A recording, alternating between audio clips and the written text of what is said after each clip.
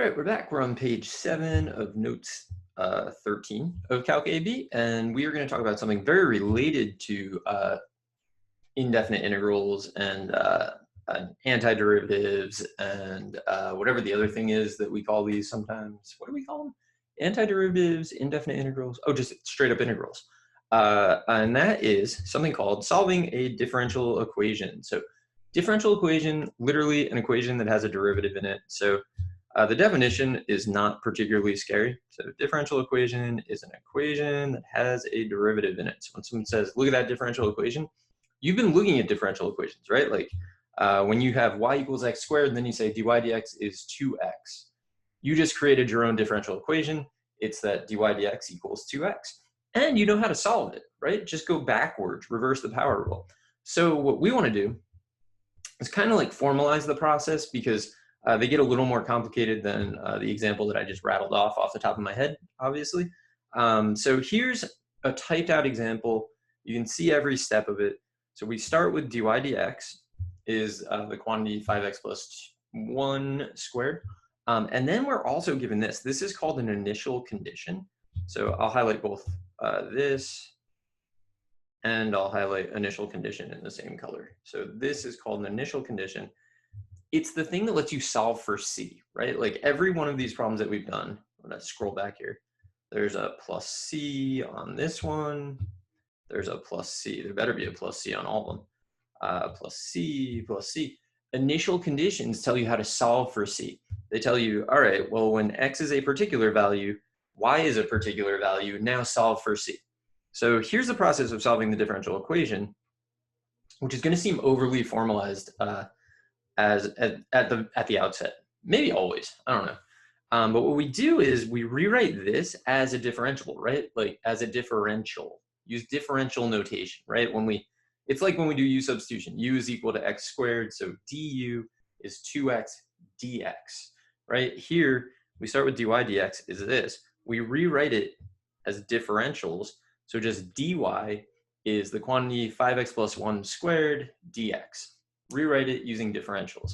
So you have to make sure that the dx ends up on the side with all the x's, the dy ends up on the side with all the y's. That's a suspicious statement because there's no y's in this problem, but eventually there will be y's. Then we're going to integrate. So this is pretty straightforward, right? So I know that most of the problems in the notes use x as the variable and dx, but if I said to integrate, like t dt, you would say it's 1/2 t squared plus c. If I said integrate 3 dr, well, r is the independent variable, so this 3 is the derivative of 3r, but then there's a plus c. I don't know how many of those I need to do, but what I'm doing that for is when you get the integral of dy, the integral of dy is just going to be y, right? It's 1 dy. Y is the variable, so you get back to y.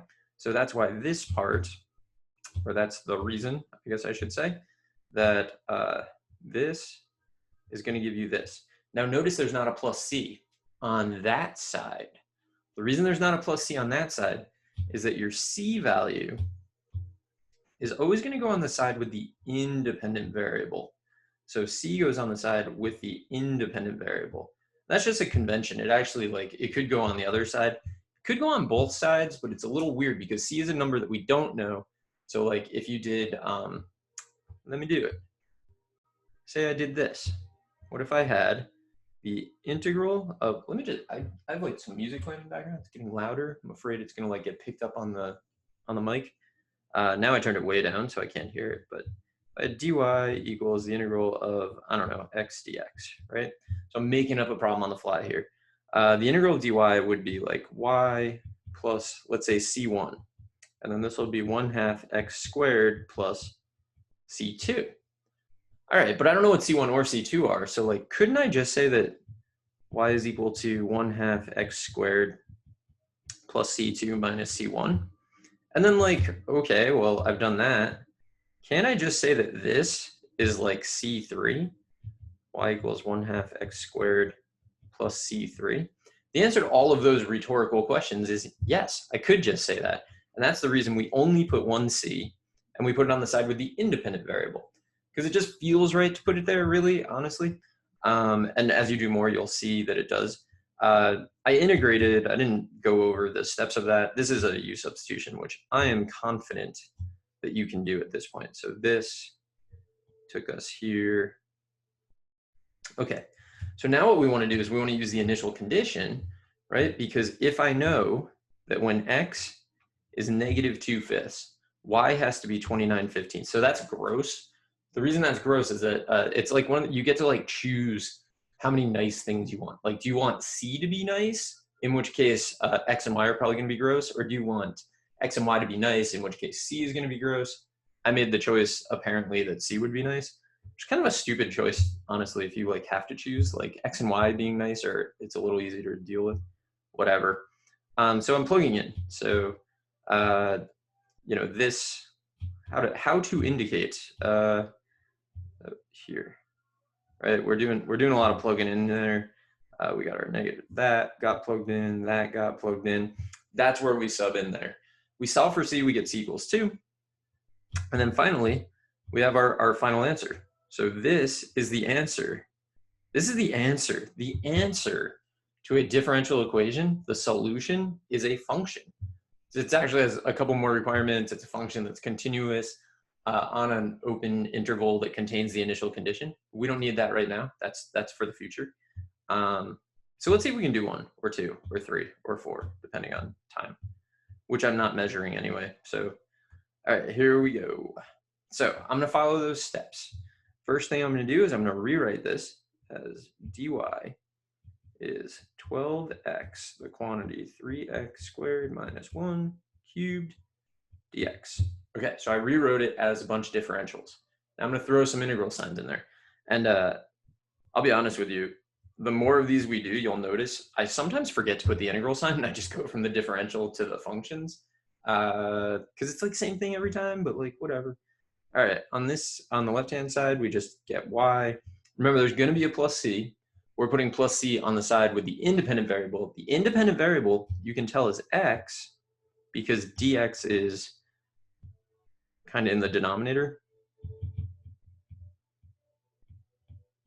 Independent variable, indvar, indi, I think is a more common abbreviation, I guess, for independent, but whatever. Okay, so should we try to do this in our heads? Probably not, but we're gonna. So if this is what u is, then there should be a 6x on the outside, but there's a 12x, so there's like an extra 2. So I'm gonna say, like, I'm gonna factor that 2 out in my brain.